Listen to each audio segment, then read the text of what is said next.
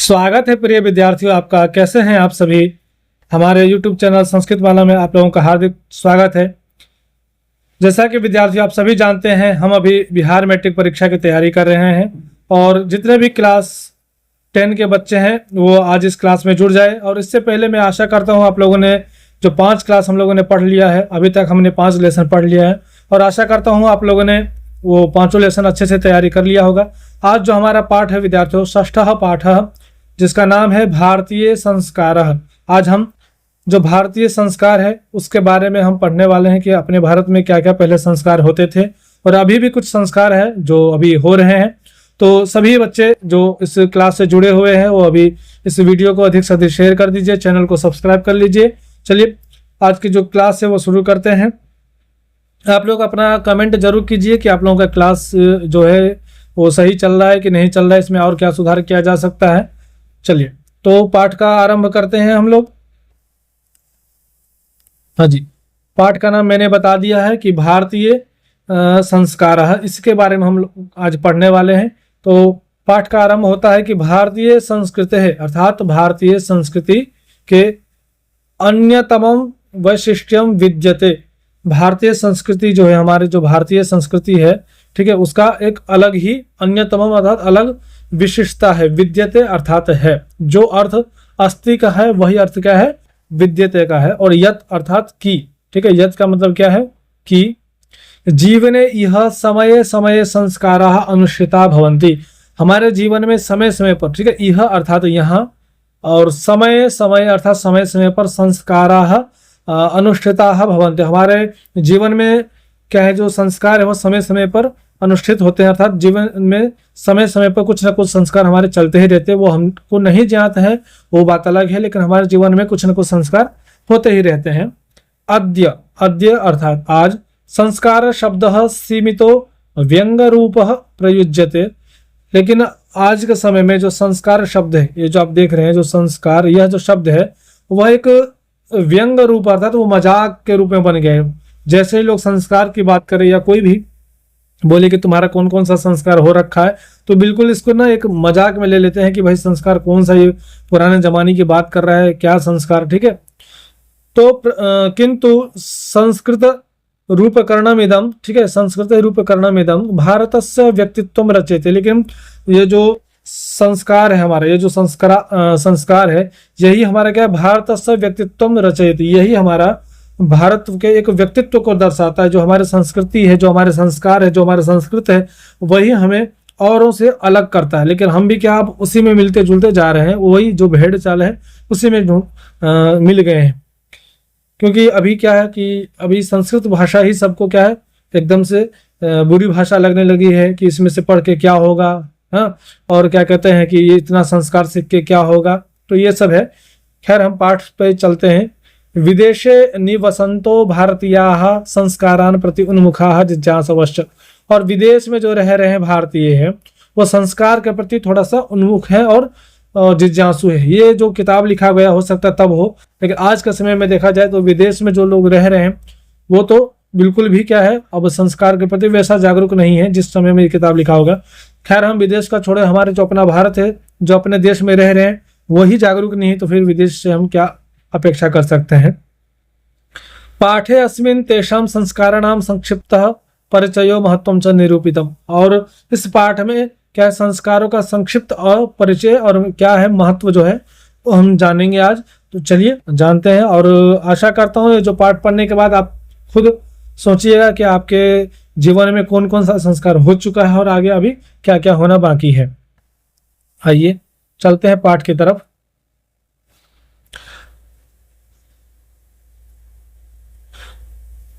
हाँ जी, तो पाठ इस प्रकार है कि भारतीय प्राचीन कालतः, ठीक है, भारतीय जीवन है प्राचीन कालतः, भारतीय जीवन में प्राचीन काल से, ठीक है, इसका अर्थ क्या होगा कि भारतीय जीवन में प्राचीन काल से संस्काराः महत्वम अधारयन्। संस्कार जो है अपना महत्व रखता है प्राचीन काल से। ये कभी अभी की बात नहीं हो रहा है कि मैं अभी बता रहा हूँ कि इस पाठ में जो आप पढ़ रहे हैं तभी आप संस्कार सीख रहे हैं। ये बहुत पहले से हमारे भारतीय संस्कार से चला आ रहा है प्राचीन काल से ही, कि प्राचीन संस्कृत अभिज्ञानम संस्कारेभ्यो जायते। जो हमारा प्राचीन संस्कृति है उसका जो पहचान, उसकी जो ज्ञात है, वो हम किससे होता है? संस्कार से ही। अत्र ऋषीणाम कल्पना आसीत् यत् जीवनस्य सर्वेषु मुख्यावसरेषु वेद मंत्राणाम पाठः, वरिष्ठानाम आशीर्वादः, होमः, परिवार सदस्यानाम सम्मेलनम च भवेत्। तो यहाँ पे ऋषियों का कहना है कि कल्पना आसित, आसित का अर्थात था, ठीक है। आसित का मतलब क्या होता है? था। जो मुख्य मुख्य चीजें मैं लिख दे रहा हूं जिसको आपको ध्यान में रहे। और यत का मतलब मैंने बता दिया था कि जीवन के सभी मुख्य अवसरों पर वेद मंत्रों का पाठ होना चाहिए, जैसा कि अभी बिल्कुल भी सुनाई नहीं देता है। और वरिष्ठा नाम आशीर्वाद, अपने से जो बड़े हैं उनका आशीर्वाद मिलना चाहिए। होम, ठीक है, होम अर्थात हवन, ठीक है, होम का अर्थ क्या है? हवन। परिवार सदस्य नाम सम्मेलनम च भवेत्, और परिवार सदस्यों का सम्मेलन होना चाहिए। क्या है विद्यार्थियों, पहले क्या था, समय समय पर जो संस्कार होते थे, तो क्या है, हमारा जो परिवार के जो सदस्य, हमारे मामा, ताऊ, फूफा, चाचा, चाची जो भी थे, वो इन सम्मेलन में या ये जो संस्कार होते थे इनमें ये आते थे, ठीक है। तो जब ये आते थे तो क्या था, संयुक्त परिवार पहले बना रहता था, आपस में मिलना जुलना, बातचीत सब चलता था। लेकिन अभी क्या है, अभी ऐसा कुछ तो चल ही नहीं रहा है, सब दूर दूर अलग अलग रहते हैं। अभी किसी की शादी भी हो सकता है कोई बुलाए तो आ भी जाए, ना तो नहीं भी आए, ऐसा होता है ना। तो ये कहा गया था पहले, इसलिए संस्कार भी होते थे कि भाई समय समय पर सभी परिवार के लोग इकट्ठा होते थे, एक दूसरे से बात विचार ये सब चलता रहता था, तो एक दूसरे की भावनाएं एक दूसरे के सामने व्यक्त भी होती रहती थी। फिर क्या है कि तत्सर्वम संस्काराणाम अनुष्ठान संभवती, इस प्रकार सभी संस्कारों का अनुष्ठान किया जाता था, सभी संस्कार समय समय पर किए जाते थे। एवं संस्काराः महत्वं धारयन्ति, और इस प्रकार जो संस्कार थे वो महत्व को धारण करते थे। किंच संस्कारस्य मौलिक अर्थः परिमार्जन रूपः गुणाधान रूपश्च न विस्मर्यते, और किंच संस्कारस्य मौलिक अर्थ, और क्या है कि संस्कार का जो मौलिक अर्थ है, संस्कार का जो मौलिक अर्थात जो मूल अर्थ है, परिमार्जन अर्थात शुद्धि, ठीक है, और गुणाधान रूपश्च, और गुणों का आधान करना, अर्थात जब संस्कार, जो भी संस्कार किया जाता था उसमें परिमार्जन किया जाता था, अर्थात आपकी शुद्धिकरण किया जाता था, आपसे मन से आप शुद्ध हो, ठीक है, तन से शुद्ध हो, विचारों से शुद्ध हो, ये समय समय पर किया जाता था। और गुणाधान रूपश्च, और आपके अंदर गुण का, आपके अंदर गुण भरा जाता था कि आप अच्छे अच्छे गुणों से युक्त हो, ये समय समय पर किया जाता था। अतः संस्काराः मानवस्य क्रमशः परिमार्जने, दोषापनयने और गुणाधाने च योगदानम कुर्वन्ति। इसीलिए क्या है, ये जो मानव संस्कार जो है, मानव के क्रमशः परिमार्जन, अर्थात परिमार्जन अर्थात समय समय पर उसको सचेत करना, ठीक है, कि आप क्या गलत कर रहे हैं, क्या सही है, क्या करने योग्य है, क्या करने योग्य नहीं है, ठीक। तो ये होता रहता था। दोषापनयने, और उनकी गलतियों को बताया जाता था, जब भी संस्कार किया जाता था तो उनकी गलतियों को क्या है, बाकायदा बताया जाता था कि देखिए आप यहाँ गलती कर रहे हैं, आपको थोड़ा सुधार की अपेक्षा है। गुणाधान है, और आपको ये गुण आपके अंदर होने चाहिए, आपको ये गुण धारण करना चाहिए। योगदानम कुर्वन्ति, ये योगदान कौन करता था? संस्कार। संस्काराः प्रायेण पंचविधा सन्ति, और संस्कार जो है प्रायः 5 प्रकार के हैं। जन्म पूर्वास्त्रयः, जन्म से पूर्व 3 संस्कार है। शैशवः षट्, जब हम शैशव अवस्था में रहते हैं, मतलब हम शिशु अवस्था में रहते हैं, जब हम हमारा बचपन रहता है तब हमारा 6 संस्कार होता है। अब देखिए अब आपका कितना संस्कार हो रखा है, ठीक है, और कौन कौन सा संस्कार अभी बाकी रह गया है। शैक्षणिका पंच, जब हम पढ़ाई लिखाई कर रहे होते हैं, जब हमारा शिक्षा चल रहा होता है उस दौरान हमारा 5 संस्कार होता है। उसके बाद क्या होता है? गृहस्थ संस्कार, जिसको विवाह कहते हैं, विवाह रूप। उसके बाद होता है मरणोत्तर संस्कार शैक, और फिर क्या है कि मरणोत्तर, मरने के बाद एक संस्कार होता है जिसको अंत्येष्टि संस्कार कहा जाता है। इन सभी संस्कारों के बारे में हम आप जानेंगे। इस प्रकार एवं 16 संस्कार भवन्ति, इस प्रकार कुल कितना संस्कार हो गया? इस प्रकार कुल 16 संस्कार हो गया, ठीक। जन्म से पूर्व संस्कारेषु गर्भाधानम, जन्म से पूर्व जैसा कि 3 संस्कार बताया गया है, ठीक है, जन्म से पूर्व 3 संस्कार बताया गया है। उसमें से पहला क्या है? गर्भाधान, और बताता हूं मैं आपको। इसके बाद है पुंसवनम, ठीक, फिर है सीमंत नयनम, चैतित्रयो भवन्ति। आपको ध्यान रखना है, गर्भाधानम, पुंसवनम और सीमंत नयनम, ये 3 संस्कार होते हैं कब? जन्म से पूर्व, मतलब अभी बच्चा जब तक मतलब जन्म नहीं लिया है उससे पहले 3 संस्कार उसके हो चुके रहते हैं। अत्र गर्भरक्षा, गर्भस्थस्य संस्कार रोपणम, गर्भवत्याश्च प्रसन्नता, च इति प्रयोजनम कल्पितम अस्ति। तो ये 3 संस्कार है। इन तीनों संस्कार में क्या होता है कि गर्भ की रक्षा की जाती है। जिस माँ के गर्भ में वो बच्चा है उस गर्भ की क्या है रक्षा की जाती है। और गर्भस्थ संस्कार आरोपण, और गर्भ जब बच्चा शिशु क्या है जब गर्भ में ही तभी उसको क्या है संस्कार सिखाए जाते हैं। अब कोई बोलेगा संस्कार कैसे सिखाया जाता था? उस समय जो माँ होती थी वो देशभक्त की जो किताबें हैं वो सब पढ़ती थी, वीरांगनाओं की कथा सुनती थी, अच्छे अच्छे चीज देखती थी जिससे उस बच्चे पर वैसा ही प्रभाव पड़े, वैसा ही संस्कार पड़े। गर्भवत्याश्च प्रसन्नता चाहिए प्रयोजनम कल्पितम। और जो सीमंत नयनम संस्कार था, ये सब जो पुंसवन ये सब संस्कार है वो इसलिए भी किया जाता था कि जो गर्भवती महिला है वो हमेशा प्रसन्न रहे, क्योंकि वो प्रसन्न रहेगी तो जो आने वाला शिशु है वो भी हमेशा प्रसन्न रहेगा। इसलिए संस्कार 3 संस्कार जन्म से पूर्व ही किए जाते थे। फिर कहा कि शैशव संस्कारेषु जातकर्म नामकरणम निष्क्रमणम अन्नप्राशनम चूड़ाकर्म कर्णवेदश्च क्रमशः भवन्ति। उसके बाद क्या होता था? शैशव संस्कारेषु मतलब जब बच्चा जन्म ले लेता है तो उस जन्म के उपरांत फिर क्या किया जाता है?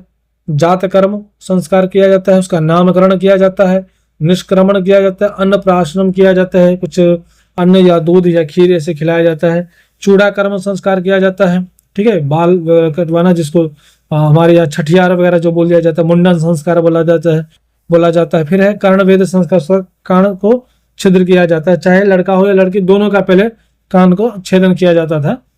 क्रमशः भवन्ति, ऐसा क्रमशः होता है। फिर शिक्षा संस्कारेषु जब हम पढ़ाई लिखाई हमारा जो उस बच्चे का जब पढ़ाई लिखाई शुरू हो जाता है तो सबसे पहले क्या किया जाता है? अक्षर आरंभ। उस सबसे पहले क्या होता है? अक्षर का आरंभ किया जाता है। उस बच्चे के साथ को छोटा छोटा अक्षर लिखना शुरू किया जाता है। जैसे पहले लिखा दिए उसको बच्चे को म लिखा दे, ठीक है, फिर थोड़ा सा ये करके बताए, फिर ये करके बताए, फिर ऐसे बता दिए कि भाई देखो ये माँ होता है, ठीक है, इसको अ बोला जाता है। ये लोग हम सब ने किया है, मैं भी किया हूँ, आपने भी किया, और जो अगली पीढ़ी आने वाली सब ऐसे करेंगे, ठीक है। तो अक्षर आरंभक सिखाया जाता है, फिर उपनयन संस्कार होता है, फिर उनका वेदारंभ संस्कार होता है, फिर केशांत संस्कार होता है, फिर समावर्तन संस्कार होता है। और समावर्तन संस्कार क्या है? देखिए मैं एक एक बता देता हूँ। उपनयन संस्कार हुआ, ये जो यज्ञोपवीत उपनयन जो होता है जिसको बोलते हैं वो होता है। फिर वेदारंभ अर्थात उसका फिर पढ़ाई लिखाई शुरू हो जाता है। केशांत अर्थात फिर उसका मुंडन किया जाता है। इससे पहले भी जब एक बार मुंडन संस्कार होता है उस समय में एक बार मुंडन किया जाता है। और फिर जो गुरु के पास जब जाता है विद्यार्थी शिष्य जब गुरु के पास जाता है उस समय भी क्या है? केशांत अर्थात मुंडन संस्कार किया जाता है। फिर समावर्तन अर्थात जब पढ़ाई लिखाई पूर्ण हो जाती है तब समावर्तन संस्कार किया जाता है, जिस समय गुरु दक्षिणा वगैरह गुरु को देना होता है। ये संस्कार प्रकल्पित है, ये संस्कार प्रकल्पित है। फिर अक्षर आरंभ है, अक्षर लेखनम। उसमें क्या होता है? जैसे बताया ना अक्षर आरंभ, तो उसमें क्या है? छोटे छोटे अक्षर लिखे जाते हैं। अंक लेखनम, अंक लिखा जाता है, बच्चों को सिखाया जाता है। फिर उपनयन संस्कार अर्थ गुरुणा शिष्यस्य स्व गृह नयनम भवति, ठीक है, गुरु के द्वारा अपने शिष्य को अपने घर पे लाना होता है। पहले जो शिष्य पढ़ता था गुरु के पास हमेशा रहकर गुरुकुल में पढ़ता था, सदैव गुरुकुल में गुरु के पास रहता था। जब समावर्तन संस्कार उसका हो जाता था तब वो अपने घर पे आता था, ठीक है। तो तब तक वो गृह नयनम भवति, तब तक वो गुरु के घर पे ही रहता है। तत्र शिष्य शिक्षा नियमान पालयन अध्ययन करती, वहां पे क्या होता है? शिक्षा नियमों को पालन करते हुए वो अध्ययन करता है। ते नियम, और वो नियम क्या क्या है? ब्रह्मचर्य व्रत समाविष्ट, और वो नियम क्या है? ब्रह्मचर्य व्रत में समाविष्ट होना, जो मतलब ब्रह्मचर्य का पालन करना, गुरु की आज्ञा को मानना, ठीक है, मन लगाकर पढ़ाई करना, ये सब गुरु के आश्रम में ही गुरुकुल में ही चलता था ये सब। प्राचीन काले शिष्य ब्रह्मचारी कथ्यते स्म, और प्राचीन काल में शिष्य को क्या कहा जाता था? ब्रह्मचारी कहा जाता था। जैसा कि अभी क्या है? स्टूडेंट कहा जाता है, ठीक है, स्टूडेंट्स, ठीक है। तो भाई जिस प्रकार से स्टूडेंट कहा जाता है तो भाई भावनाएं भी उसके अंदर वही पर स्टूडेंट्स वाले भी आ रही हैं, है ना। तो पहले क्या कहा जाता था? ब्रह्मचारी इति कथ्यते स्म। विद्यार्थियों, जैसा कि मैं आपको पढ़ा रहा हूँ ये आप जान पा रहे हैं, तो मैं बीच में कभी भी ये नहीं चाहता हूँ कि आप इस कक्षा से थोड़ा सा ध्यान आपका भटके, इसलिए मैं बीच बीच में ये नहीं बोलता हूँ कि आप चैनल को सब्सक्राइब कर लीजिए या इस चैनल को अधिक से अधिक लोगों को शेयर कीजिए। ये आपका भी थोड़ा सा कर्तव्य बनता है कि आप अपने आसपास के जो भी लोग हैं जो संस्कृत विषय पढ़ रहे हैं उनको आप लोग जागरूक करें, थोड़ा उनके पास ये वीडियो को पहुंचाएं, ठीक है। तो मैं चाहता हूँ कि जब हम क्लास एक बार स्टार्ट हो जाए तो हम विषय में, जो हमारा जो विषय है, जो हमारा जो टॉपिक है, उसी में हम उसको पूरा करें, तभी इस बात पे चर्चा हो। तो आप लोग बिल्कुल इसको शेयर कर दीजिएगा और आप अपना अनुभव भी जरूर बताइएगा कि आपको ये पाठ समझ में आ रहा है या और आसान भाषा में आपको समझाना है। गुरु गृह एवं शिष्य वेदारंभम करोति स्म, और गुरु के घर पे ही क्या है, शिष्य जो था वेद का आरंभ करता है, पढ़ाई लिखाई अपना शुरू करता है।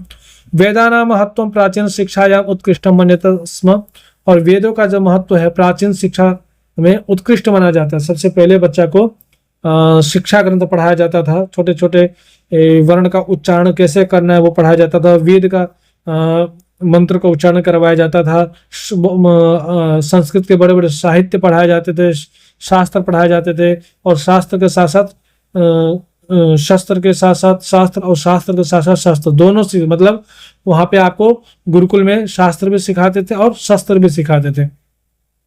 केशांत संस्कार गुरु गृह एवं शिष्य से प्रथम क्षौर कर्म भवति स्म, जैसा कि केशांत आया था ना यहाँ पे, वही बता रहा है कि केशांत संस्कार गुरु गृह, मतलब आप गुरु के पास जाते हैं तब भी वो आपके क्या होता है वहां पे मुंडन संस्कार या केशांत संस्कार, वहां भी शिष्य से प्रथम क्षौर कर्म भवति, वही सबसे पहले वहां भी क्या होता है आपका मुंडन होता है। और अत्र गोदान मुख्यम कर्म, उसी को गोदान नाम से भी जाना गया है।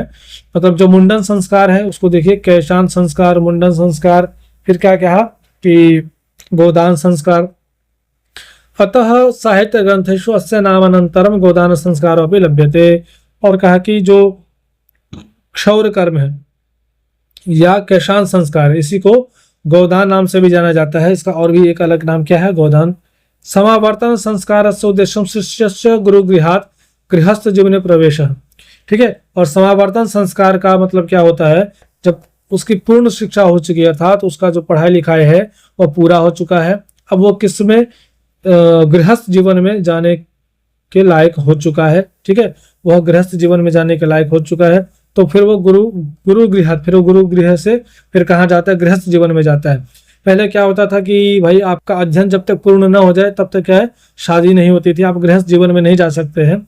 यहाँ क्या दिया है, समावर्तन संस्कार, आपको पूरा समावर्तन संस्कार हो जाता था, आप गुरु दक्षिणा दे के, ठीक है, गुरु से आज्ञा लेके उसके बाद आप गृहस्थ जीवन में जाते थे। और शिक्षा अवसाने गुरु शिष्यान उपदिश्य गृह प्रेषित, और शिक्षा अवसान अर्थात समाप्त होने पर, जब शिक्षा समाप्त हो जाती है उसके बाद क्या, गुरु शिष्यान उपदिश्य गृह प्रेषित, जो गुरु रहता है वो अपने शिष्य को उपदेश देता है, उसके बाद ही घर भेजता है। ऐसा नहीं है कि भाई एसएलसी काटा, ठीक है, अपना मार्कशीट लो और जाओ घर। इसके बाद टीचर को स्टूडेंट से मतलब नहीं है और स्टूडेंट को टीचर से मतलब नहीं है, जैसा कि अभी चल रहा है, ठीक है। मैं गुरु और शिष्य परंपरा की बात नहीं कर रहा हूँ, मैं टीचर और स्टूडेंट्स की बात कर रहा हूँ। यहाँ हम जो पढ़ रहे हैं वो गुरु शिष्य की बात पढ़ रहे हैं। वहां पे गुरु क्या करता है, उपदेश देकर अपने घर को भेज देता है। उपदेशेषु प्रायेण जीवन से धर्म प्रतिपादयन्ते, और उपदेशों में जो जीवन में काम आने वाले जो धर्म है, जो कुछ बातें हैं जो उस शिष्य को और भी जानना चाहिए, उसने पढ़ाई लिखाई तो कर लिया है लेकिन जीवन में और भी कुछ चीज है जो उसको जानना चाहिए, तो गुरु उपदेश देता है। जब वो समावर्तन संस्कार उसका हो रहा होता है तब गुरु उपदेश देता है। क्या उपदेश देता है, तो आइए इसको भी जानते हैं कि क्या उपदेश दे रहे हैं गुरु जी। गुरु जी कह रहे हैं कि भाई यथा, जैसे सत्यम वद, कि भाई सदा सत्य बोलना। भाई मैंने तो पढ़ा दिया है जो भी, ठीक है, लेकिन अब क्या है, तुम आगे जब भी इस परिस्थिति में फंसो, जैसा भी तुम हो, तो भाई फिर भी क्या करना है, तुमको हमेशा सत्य ही बोलना है। धर्मम चर, धर्म का आचरण करना, अधर्म नहीं करना है। और स्वाध्यायान माँ प्रमद इत्यादि, कहा कि भाई अब यहाँ से पढ़ लिख के जा रहे हो, अच्छा विद्वान हो गए हो, ठीक है, अच्छी नौकरी पा लिए हो, इसका मतलब ये नहीं कि स्वाध्यायात माँ प्रमद, स्वाध्याय में आलस मत करना। यहाँ से जाने के बाद फिर पढ़ाई लिखाई छोड़ मत देना, कुछ ना कुछ स्वाध्याय करते रहना, पढ़ते रहना। जैसा है ना अभी क्या कहते हैं कि मैट्रिक कोई बच्चा पढ़ ले, इंटर पढ़ ले, तो भाई हमारे इंटर हो चुका है, अब क्या पढ़ना है इसमें, हम तो बड़े हो गए, शादी हो गई, ठीक है, हमारे नौकरी लग गई, अब क्या पढ़ना। नहीं, ऐसा नहीं, स्वाध्याय हमेशा निरंतर करते रहना चाहिए। कुछ ना कुछ अब ग्रंथ है हमारे, बहुत सारे साहित्य, संस्कृत का तो और विशाल साहित्य है। मैं ये नहीं कह रहा हूँ कि आप संस्कृत का ही साहित्य पढ़े, बहुत सारा हिंदी साहित्य और भी है, आप स्वाध्याय करते रहे। विवाह संस्कार पूर्वकम एवं मनुष्य वस्तुतः गृहस्थ जीवन प्रवेशति, और विवाह संस्कार पूर्व ही मनुष्य क्या होता है, गृहस्थ जीवन में प्रवेश करता है। मतलब उसको इस प्रकार से शिक्षा दीक्षा दे दिया जाता है कि अब वो बिल्कुल ही गृहस्थ जीवन में प्रवेश करने के लायक हो जाता है। विवाह पवित्र संस्कार मतः, और विवाह जो है सबसे पवित्र संस्कार माना गया है। यत्र नाना विधानी कर्मकांडानि भवन्ति, और जहाँ पे बहुत सारे कर्मकांड होते हैं, जैसे वाग्दानम, मंडप निर्माणम, ठीक है, मंडप निर्माण हो गया। उसके बाद फिर वधु गृह वर पक्ष से स्वागतम, और जो वधु के दुल्हन के घर में, ठीक है, दुल्हन के घर में जो वर पक्ष था, जो दूल्हा होता है, उसका स्वागत होता है। वर वधु परस्परम निरीक्षण, और वर और वधु का परस्पर मेल होता है। कन्यादानम, कन्यादान होता है। अग्नि स्थापनम, अग्नि जलाया जाता है, जिसके फेरे लेते हैं, जो 7 फेरे जिसको बोलते हैं, आगे आएगा भी। फिर क्या है, पाणी ग्रहणम, पाणी ग्रहण बोलते हैं कि मतलब एक दूसरे को हाथ देना, जैसे दुल्हन और क्या दूल्हे के हाथ रखना ऐसे। और लाजा होम, लाजा होम जो लावा छीटना बोलते हैं। सबकी जगह कुछ न कुछ परिवर्तन हो रहा होता होगा, ऐसा नहीं कह रहे कि जो कर्मकांड इसमें दिया गया है वैसा ही होता हो, लेकिन इसी का रूप है, कुछ न कुछ बदलता हुआ। तो विद्यार्थियों, कहने का मतलब ये है कि अलग अलग क्षेत्र के अनुसार कुछ कर्मकांड में भिन्नताएं आ सकती है, लेकिन मुख्य मुख्य जो कर्मकांड बताए गए वो वही है, यही है। सप्तपदी, जैसे 7 फेरे जो बताया, सिंदूरदान हो गया इत्यादि, ये सब क्या है, विवाह में होने वाले ये जो मुख्य संस्कार है। उसके बाद सर्वत्र समान रूपेण विवाह संस्कार से प्रायेण आयोजन भवति, बिल्कुल समान रूप से आयोजन, विवाह संस्कार का प्रायेण आयोजन भवति। आप देख सकते हैं जो भी इसमें संस्कार दिए गए हैं, कुछ परिवर्तन हो सकते हैं, लेकिन सामान्य रूप से लगभग देखा जाए तो यही होता है। तदंतरम गर्भाधान आदय संस्कार पुनरावर्तनते जीवन चक्रम च भ्रमते, और उसके बाद फिर तद अंतर, उसके बाद गर्भाधान आदय संस्कार, मतलब शुरू से फिर शादी हुआ, उसके बाद फिर बच्चे, फिर उसके बाद फिर से वही संस्कार, जैसा कि मैंने बताया कि जीवन से पूर्व 3 संस्कार, मतलब जन्म से पूर्व 3 संस्कार, फिर वैसा ही जीवन चक्र चलने लगता है। मरणात अनंतरम, अर्थात मरने के पश्चात अंत्येष्टि संस्कार अनुष्ठीयते, और मरने के बाद अंत्येष्टि संस्कार किया जाता है, ये याद रखना है। एवं भारतीय जीवन दर्शन से महत्वपूर्ण उपादानम संस्कार इति, इस प्रकार भारतीय जीवन दर्शन के महत्वपूर्ण कुछ उपादान हैं, कुछ संस्कार जो आप लोगों ने आज जाना।